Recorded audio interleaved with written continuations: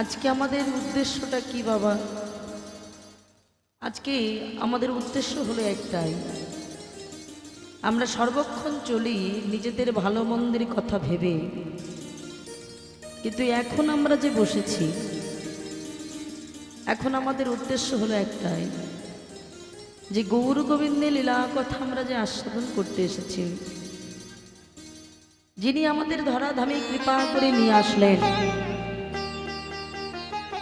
আমরা কথা দিয়েছিলাম, ওগো দয়াময়, তুমি কৃপা করে একবার আমাদের ধরাধামে পাঠাও, মনুষ্যকুলে জন্মগ্রহণ করাও। আমরা কথা দিলাম, আমরা তোমার নাম গাইব, আমরা তোমার নাম করব, কিন্তু সেটা আমরা ভুলে গেলাম। মায়েরা বলছে দিবসের যেমন তিনটি কাল রয়েছে, মানুষের জীবনেও তিনটি কাল আছে বাবা। দিবসের তিনটি কাল কেমন? সকাল, দুপুর, সন্ধ্যা। মানুষের জীবনও ঠিক তেমন সকাল, দুপুর, সন্ধ্যা আছে বাবা। সকালবেলা মানে হলো শৈশবকাল। শৈশবকালে হরির ভজন সাধন করতে ভুলে গেলাম, খেলাধুলা করতে করতেই জীবনটা অতিবাহিত হয়ে গেল বাবা। দুপুরবেলা মানে হলো যখন মাথার উপরে সূর্য থাকে, এই যেমন এখন দেখুন মাথার উপরে সূর্য আছে, মানে এখন প্রচন্ড তেজ বাবা। এখন এই তেজের মধ্যে কতটা কষ্ট হয় বলুন তো আমাদের হাঁটতে চলতে, সূর্যের প্রখর তাপ। ঠিক তেমন আমাদের মানুষের জীবনটাও তেমন বাবা। আমাদের এখন শরীরের বল আছে, রক্তের বল আছে, বাড়ির বল আছে, গাড়ির বল আছে, কিসের হরি? হরির বল আমাদের কাজে লাগে না। কিন্তু যখনই সন্ধ্যাটা নেমে আসে, কখন জানো?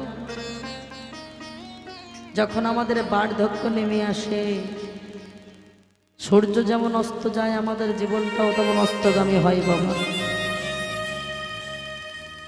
সারা জীবন হরি বল বললাম না, শেষের দিনে যখন বাবা ভালো করে আর চোখে আমরা দেখতে পাই না, চোখটা ঝাপসা হয়ে আসে,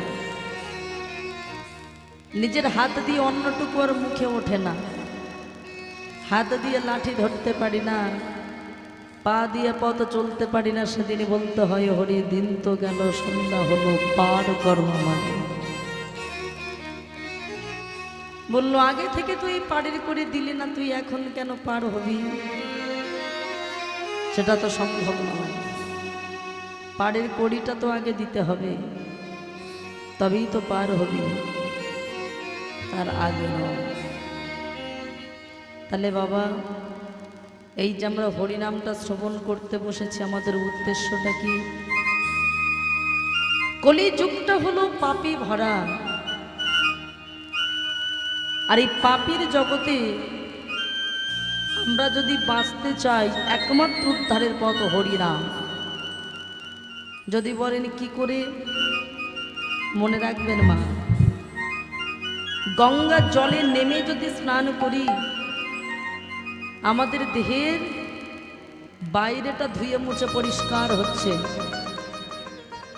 ভিতরটা কি হচ্ছে বাবা? ভিতরে কি গঙ্গার জল প্রবেশ করে মনের ময়লা কি পরিষ্কার করলো? এই যেমন ধরুন রৌদ্রের মধ্যে দিয়ে হেঁটে যাচ্ছে, হেঁটে গেলে কি হবে না, রৌদ্রের তাপটা দেহের বাইরে লাগবে, আচ্ছা বাবা ভিতরে কি লাগবে? লাগবে।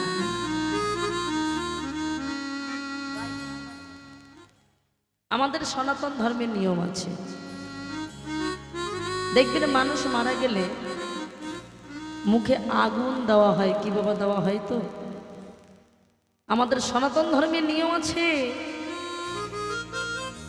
মানুষ মারা গেলে মুখে আগুন দিয়ে মুখাগ্নি করতে হয়।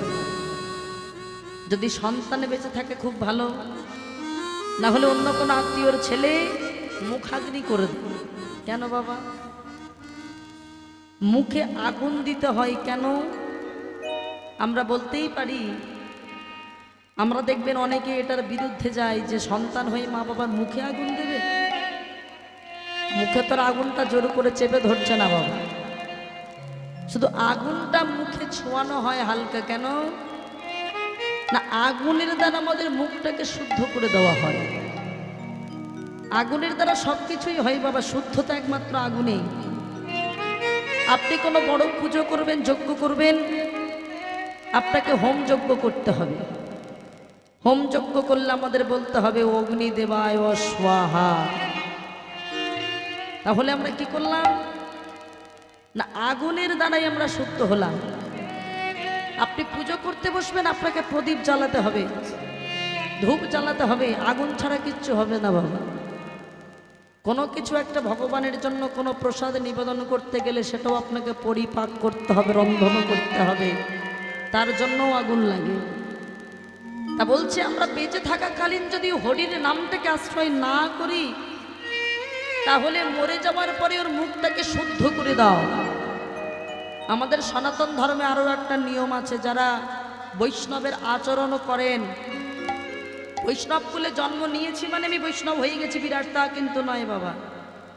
যারা বৈষ্ণবের আচরণ করে, যারা প্রসাদ ভোজী মানুষ, তাদের কিন্তু আবার পোড়ানো হয় না বাবা, তাদেরকে সমাধি দেওয়া হয়। তখন কি আর মুখে আগুনটা লাগলো? কারণ ওর মুখটাতে এমনি শুদ্ধ হয়ে আছে বাবা। ও তো প্রতিদিন ভগবানকে নিবেদিত প্রসাদ নিজেই সেবা করে, প্রতিদিন হরিনাম করে, ওর মুখটা আলাদা করে আর শুদ্ধ হওয়ার দরকার নেই, ওকে সমাধিস্থ করা হলো। কিন্তু আমরা যারা বৈষ্ণবের আচরণ করি না, আমাদের সনাতন ধর্মের আরও একটা নিয়ম, সেটা হলো মুখাগ্নি করতে হবে, মুখে আগুন দিতে হবে। কিন্তু আমার প্রশ্ন বাবা, মরে যাওয়ার পরে শুদ্ধ করে আর লাভটা কি বলেন?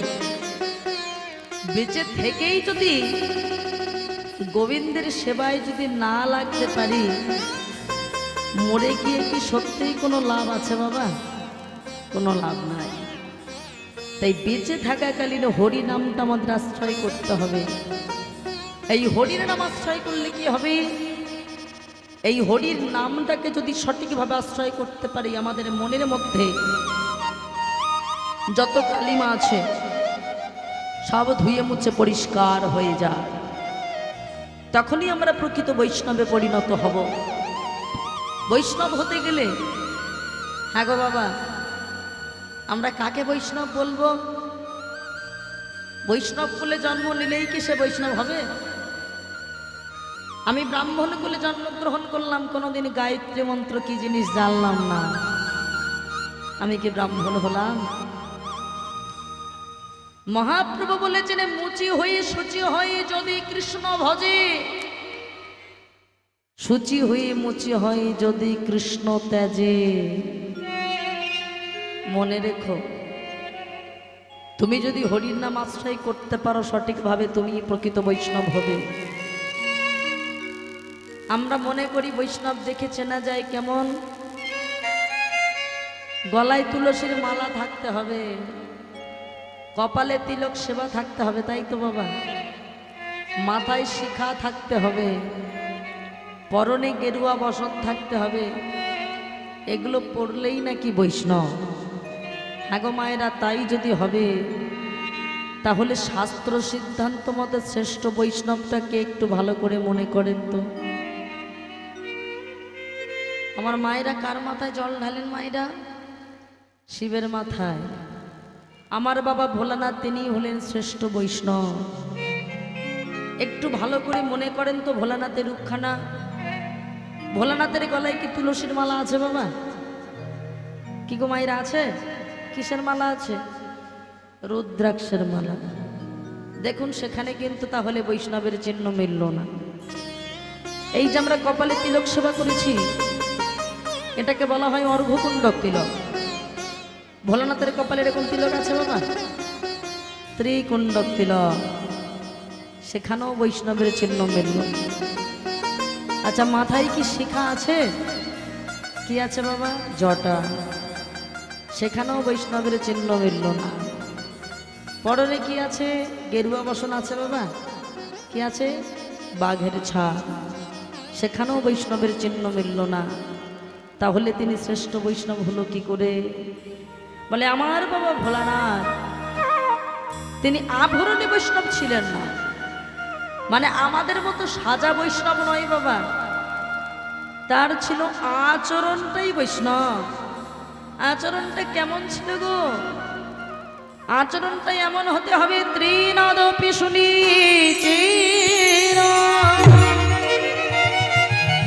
তরণিব সহিষ্ণুনা আমানি নামানো দেন কীর্তনিয়া সদা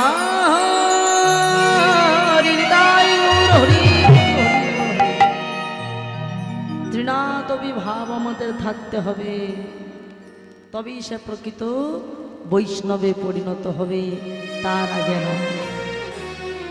এই হরির নামটাকে আমাদের সঠিকভাবে আশ্রয় করতে হবে। তাহলে আমাদের কি করতে হবে মায়েরা? বৈষ্ণবের আচরণ করতে গেলে প্রতিদিন হাতে তালি দিয়ে আমরা হরি কৃষ্ণ নামটা গাইব সবাই মিলে। এখন বাবা এখানে যখন এসেছি আসা যাওয়া যাতে সার না হয়, সবাই মিলে হাতে তালি দিয়ে হরি নাম গাইব। হরে কৃষ্ণ কৃষ্ণ কৃষ্ণ হরে হরে, হরে রাম হরে রাম, রাম রাম হরে হরে। হরি হরি বল, হরি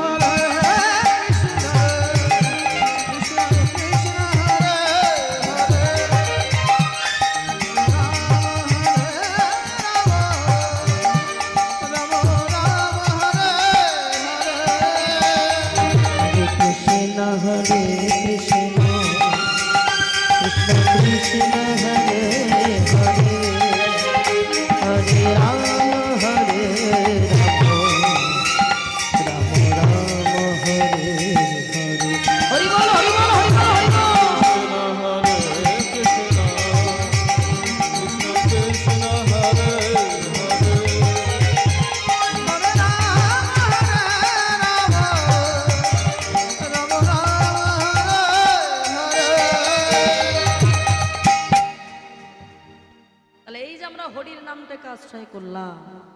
হ্যাঁ গো বাবা, এই হরিনাম আশ্রয় করলাম বলে আমাদের আরো কি করতে হবে? প্রকৃত বৈষ্ণবের আচরণ করতে গেলে আমাদের হতে হবে কি?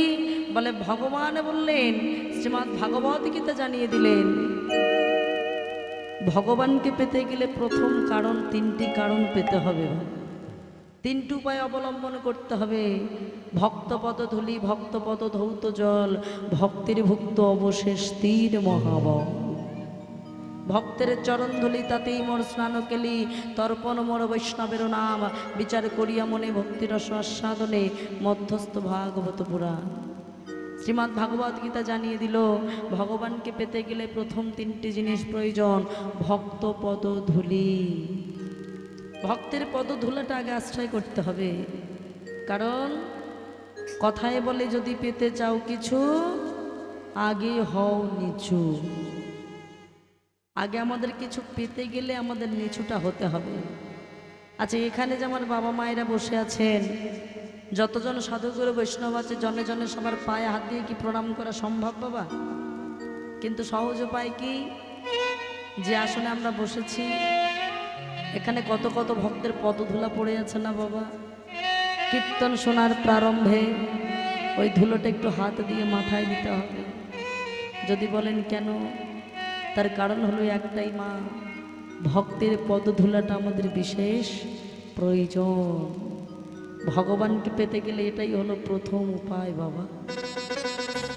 যদি পেতে চাও কিছু আগে হও নিচু। আগো বাবা, একটা কথা জানবেন, একটা কথা জানবেন মা, ভগবানকে যে আমরা পেতে চাইছি, আমাদের প্রথমেই উপায় হলো সাধু করে বৈষ্ণবের চরণ ধুলাটা আমাদের পাওয়াটা প্রয়োজন। আচ্ছা, সাধুগুরু বৈষ্ণবের চরণ তো অনেক দূরের কথা বাবা। আজকাল সন্তানেরা পিতামাতার চরণেই মাথাটা নিচু করতে জানে তো? কি বলেন বাবা?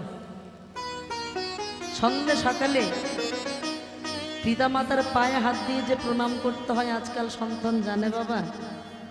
বলে তাই যদি এত সম্মান থাকতো তাহলে আর বাবা মায়েদের জন্য সরকার থেকে আর বৃদ্ধাশ্রম তৈরি হতো না বাবা। সারা জীবন মা কাঁদলো, ছেলে আমার ভাত খায় না বলে। আজও মা কাঁদে, ছেলে আমার দুমুঠো ভাত দেয় না বলে। মা একা মা একসঙ্গে 10টা ছেলে মানুষ করতে পারে, কিন্তু 10টা ছেলে একটা মাকে ভাত দিতে গেলে বিরাট কষ্ট বাবা। হ্যাঁ গো মায়েরা, আমরা পিতামাতাকে সংসারে বড় বোঝা মনে করি, যে তুমি কি করেছো জীবনে আমার জন্য, কত বড় বাড়ি করতে পেরেছো, কতটুকু ব্যাংক ব্যালেন্স করে যেতে পেরেছো, অপমান করি।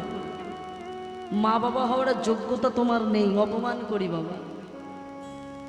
কিন্তু এটুকু আমরা কোনো সন্তান বুঝি না, যে পিতা মাতার মতো বট গাছের মতো ছত্র ছায়া এই পৃথিবীতে আর হয় না বাবা।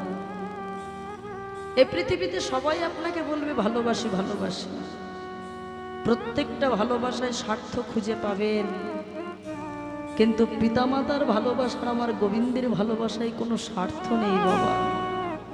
হ্যাঁ, আসলে আমরা তো মানুষ, দাঁত থাকতে মানুষ কি আর দাঁতের মর্ম বোঝে বাবা? মানুষ যখন হারিয়ে ফেলে তখনই বোঝে, তার আগে বোঝে না। যেমন আমি তো হারিয়েছি বাবা, আমি বুঝি। আমার যে মা ছিলেন তিনিও একজন কীর্তনিয়া ছিলেন বাবা। কীর্তন করে করে বিরাট দোতলা মন্দিরও করেছেন। বলতো আমি সবসময় ভালো বাড়ি আমি থাকলে হবে, আমার গোপাল না থাকলে। গোপালের জন্য গোপালের কাছে প্রসাদ ভোজি ছিল, 2-3 ঘন্টা করে পড়েই থাকতো বাবা মন্দিরে। মাত্র 53 বছর বয়সে আমাদের ছেড়ে চলে গেছে বাবা। গত বছর চৈত্র মাসের 21 তারিখ পাপ মোচন একাদশী তিথিতে আমার মা আমায় ছেড়ে চলে গেলেন। তখন আমি পশ্চিম মেদিনীপুর গানে, সেদিনও মন্দিরে অনেকক্ষণ গান করেছি, পাশে গ্রামে কীর্তন শুনতে গিয়েছে, ফিরেও এসেছে। তখনই বাবার হাতটা ধরে বলেছিল, আমি মনে হয় আর বেশিক্ষণ থাকবো না, শরীরটা ভালো লাগছে না, মনে হয় আমাকে এবার চলে যেতে হবে।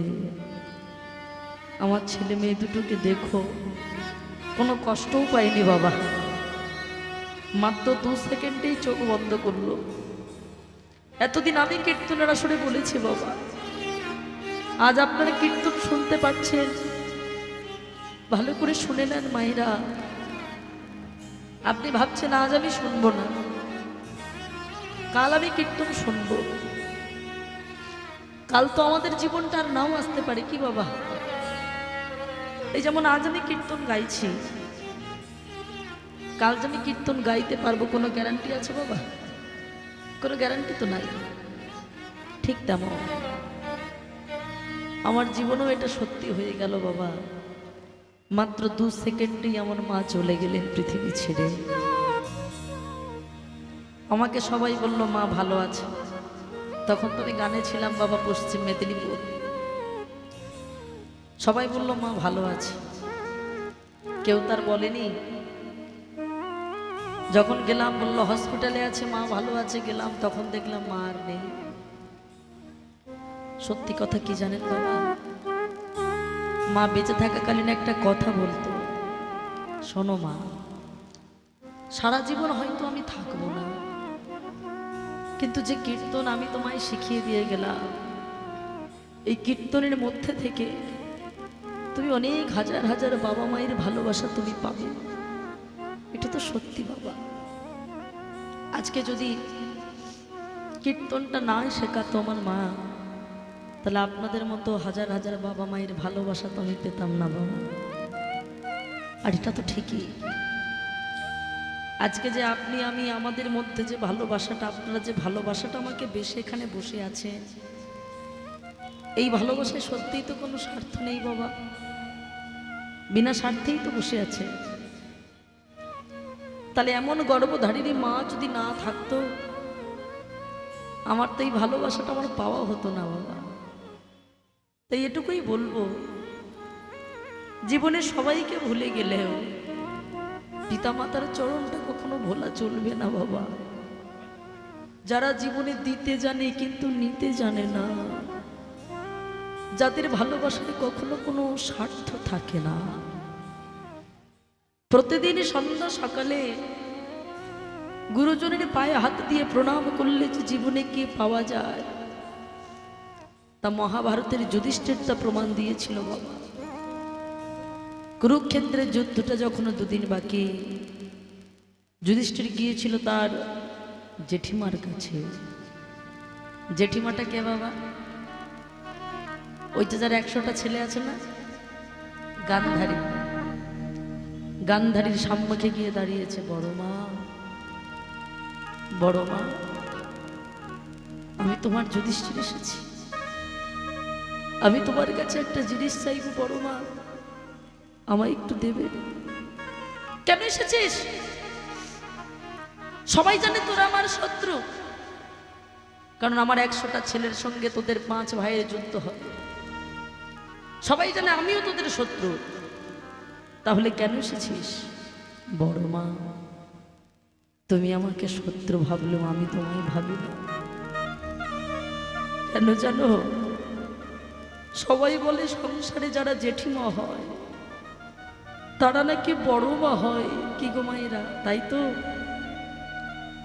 তার মানে তুমি তো আমার মায়ের থেকেও বড়, জানো বড় মা? আমি আমার নিজের মাকে এখনো প্রণাম করিনি, কারণ তুমি তোমার বড় মা, আমার মায়ের থেকেও বড়। তাই তোমার পায়ে আগে আমি হাত দিয়ে প্রণাম করতে এসেছি বড় মা। বড় মা, তুমি আমাকে শত্রু ভাবলেও আমি ভাবি না। তুমি চাও আমরা 5টা ভাই যেন মারা যায়, তোমার 100টা ছেলে যেন বেঁচে থাকে। বড় মা গো, আমি তো ওই আশীর্বাদটাই নিতে এসেছি।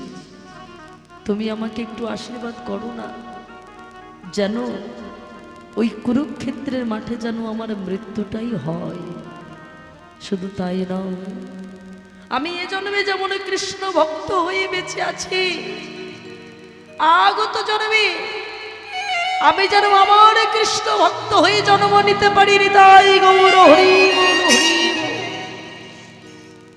বলেন তো মায়েরা, তারা রাগ থাকে যত বড় পাশানি হোক না কেন বাবা, কোনো মায়ের পায়ে হাত দিয়ে কোনো সন্তান যদি মৃত্যু ভিক্ষা চায় রাগ থাকে বাবা?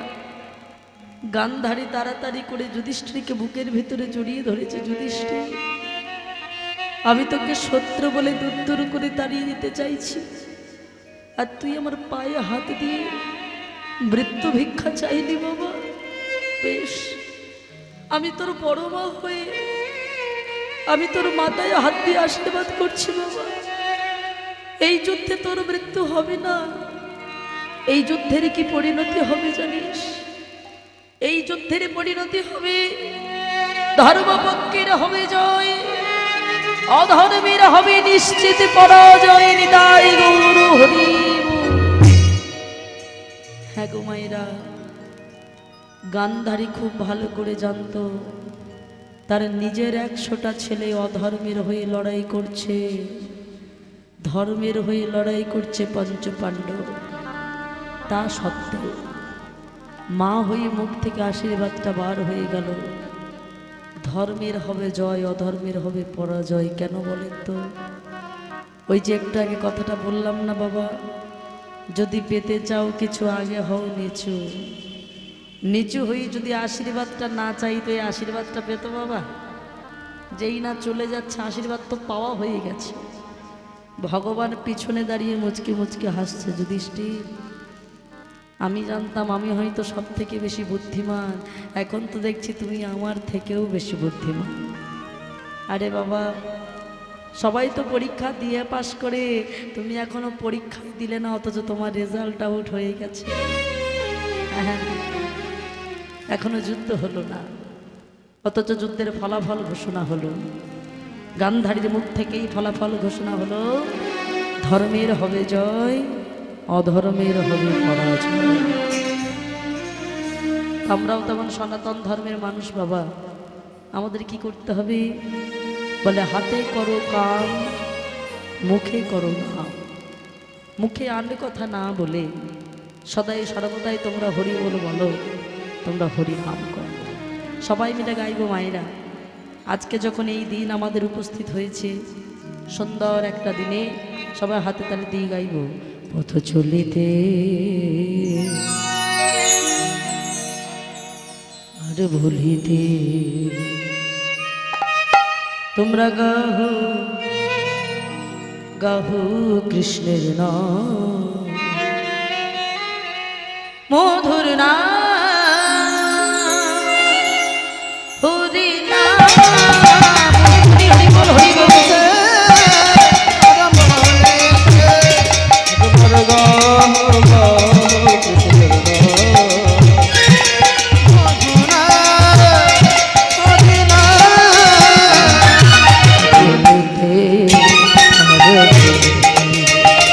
তোমরা গাও গাও কৃষ্ণের নাম,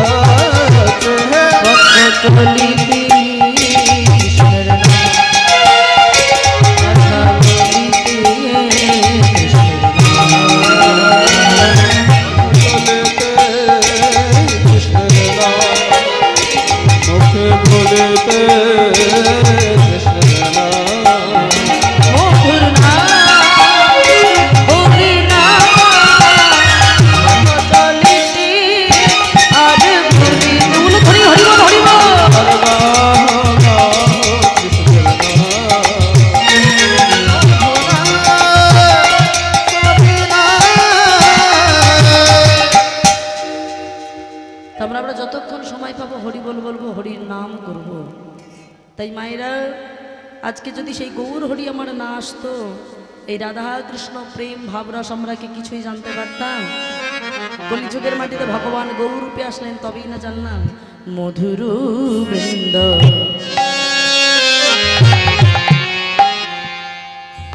বিপিনে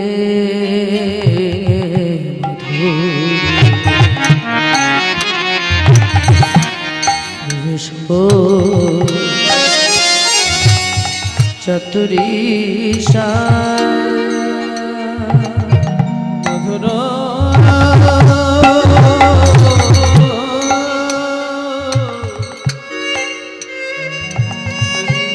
বিপিনে মধুরে প্রবেশ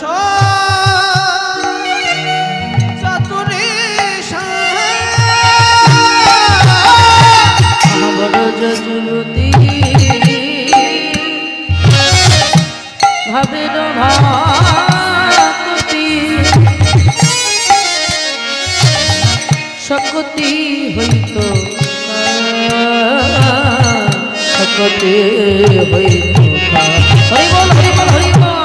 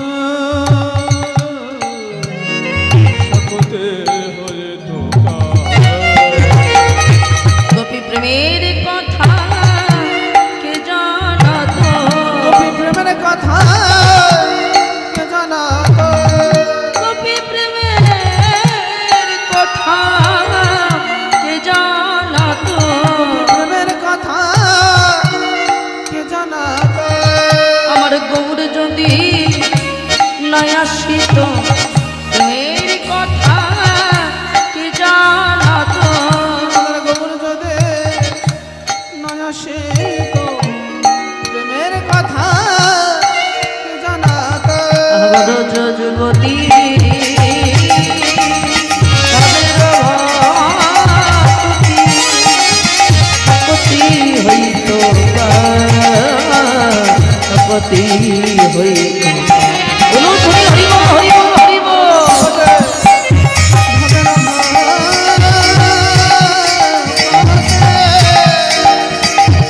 শক্তি হইত গৌর হরি বললেন, শোনো শোনো শোনো শোনো ভক্তগণ, তোমরা একবার করে নয় বারবার করে হরিনাম করো। কেন? দেখবেন অনেকে আমাদের আছে কৃষ্ণ নামে হরিনামে চোখে জল আসে না বাবা, বলে একবার যদি না আসে তবে বারবার নামটাকে আশ্রয় করো। কেন? কারণ ভক্তি না আসলে হৃদয়ে কখনো তোমার মুক্তি ঘটবে না, আর মুক্তি হতে গেলে ভক্তিকেই আনতে হবে। তাই চোখে জল আনতে গেলে বারবার নামকে আশ্রয় করো। তোমরা গাও পুণ্য পুণ্য শ্রী গৌরাঙ্গের গুণ, হরি বল হরি বল, শ্রী গৌরাঙ্গের গুণ, গাও পুণ্য পুণ্য শ্রী গৌরাঙ্গের গুণ, শ্রী গৌরাঙ্গের গুণ, সরল করিয়া